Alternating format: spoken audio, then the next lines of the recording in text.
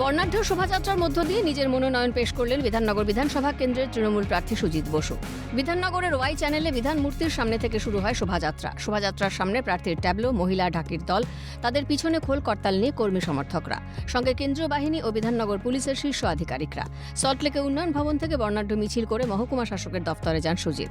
ইয়ার ও প্রিয়াঙ্কা গার্গের কাছে তিনি মনোনয়নপত্র জমা দিয়েছেন। বাইরে বেরিয়ে তৃণমূল প্রার্থী জানান, জয়ের বিষয়ে তিনি নিশ্চিত। রাজ্যের দল ফের ক্ষমতায় আসবে, উন্নয়নের কাজ অগ্রাধিকার পাবে। এ নিয়ে বহুবার জিতলাম মানুষের আশীর্বাদে, আবার পঞ্চমবারের জন্য নমিনেশন জমা করলাম। মানুষের আশীর্বাদ থাকবে আর মানুষের সঙ্গে অগাধ বিশ্বাস আমার সারা জীবনে। তা মানুষ যেমন আমাকে ভরসা করে, আমিও মানুষকে। এসআইআর ইস্যুতে একযোগে নিশানা করলেন বিজেপি ও কমিশনকে। বললেন, এই ষড়যন্ত্র বিজেপি ও কমিশন মিলে করছে। যারা এই কনস্টিটিউন্সি, পাশের কনস্টিটিউন্সিতে যারা বসবাস করে, এসআইআর তাদের নাম বাদ চলে গেছে। আমি তাদের জন্য ব্যথিত, দুঃখিত। তাদের বলেছি আপনারা ট্রাইব্যুনালে জমা দিন। তৃণমূল কংগ্রেস আপনাদের সাথে আছে, থাকবে। আপনাদের রোহিঙ্গা বানিয়ে দিচ্ছেন, আপনারা এখানকারই লোক, দীর্ঘদিন ধরে চলেন, থাকেন, লাস্ট ইলেকশনেও ভোট দিয়েছেন। আমি মনে করি এই ষড়যন্ত্রটা অনেক লম্বা ষড়যন্ত্র।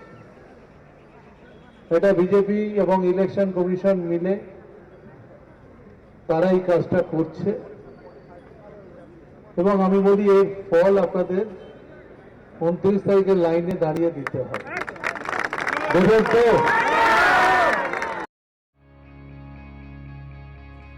সোমবার মনোনয়ন জমা দিলেন বেলেঘাটা কেন্দ্রের তৃণমূল প্রার্থী কুণাল ঘোষ। মনোনয়ন পেশের বর্ণাঢ্য মিছিলে জনসমর্থন কার্যত প্রমাণ করে দিল বেলেঘাটার মানুষের সমর্থন তৃণমূল কংগ্রেসের প্রতি।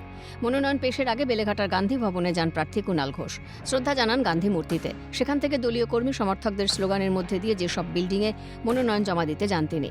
মমতা বন্দ্যোপাধ্যায় ও অভিষেক বন্দ্যোপাধ্যায় এবং সাংসদ সুদীপ বন্দ্যোপাধ্যায়ের অভিভাবকত্বে বিদায়ী বিধায়ক পরেশ পালের সান্নিধ্যে নির্বাচনে লড়াইয়ের বার্তা দেন তিনি।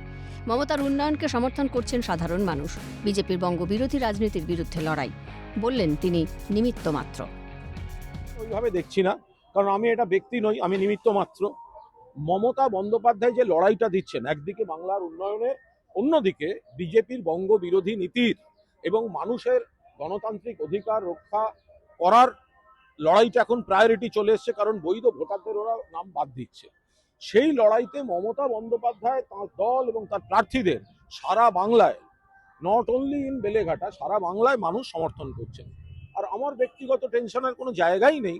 মাথার উপর মমতাদি, অভিষেক, এখানে সাংসদ রয়েছেন সুদীপ বন্দ্যোপাধ্যায়, আর বিদায়ী বিধায়ক পরেশ দা আমার দাদার মতো, আর 8 জন দক্ষ কাউন্সিলর বেলেঘাটার 8টা ওয়ার্ডে রয়েছেন। 8 জন দক্ষ কাউন্সিলর, তার সঙ্গে সিনিয়র নেতা যারা রয়েছেন, স্বপন সমাদ্দার, পবিত্র বিশ্বাস, তারা তো অলোক দাস।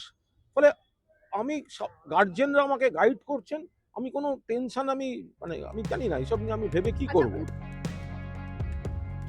মানিকতলা বিধানসভার তৃণমূল প্রার্থী শ্রেয়া পাণ্ডে মনোনয়নপত্র জমা দিলেন যেসব বিল্ডিংয়ে। এদিন মায়ের সঙ্গে মনোনয়ন জমা দিতে গিয়ে আবেগঘন হয়ে পড়েন তিনি। প্রয়াত রাজনীতিক সাধন পাণ্ডে তাঁর বাবা। প্রথমবার মনোনয়ন জমা দিতে গিয়ে করলেন স্মৃতিচারণা। আজকে আমার এটা খুব ইমোশনাল একটা মুহূর্ত, কারণ আমি ছোট্টবেলা থেকে অ্যালাউড যখন ছিলাম না, মানে ছোটরা তো ভেতরে অ্যালাউড নয়, আমার বাবা এত তখন ইলেকশন কমিশন স্ট্রিক্ট রুলস এসব ছিল না। তো আমি ছোট ছিলাম, তো বাবা যখন মা ভেতরে যেত, আমি কখনো ভেতরে যাইনি, ওনার প্রপোজার আমি হইনি।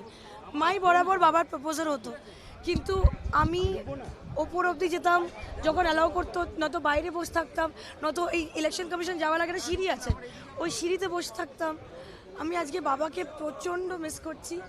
উনি থাকলে আমার মার হাত ধরে আমি যাচ্ছি, কিন্তু আরেকটা হাতটা খালি, ওই হাতটা বাবা থাকলে আমার মনে হতো যে আজকে এটা ভালো। আজকের দিনটা কি একটু খুব ইমোশনাল?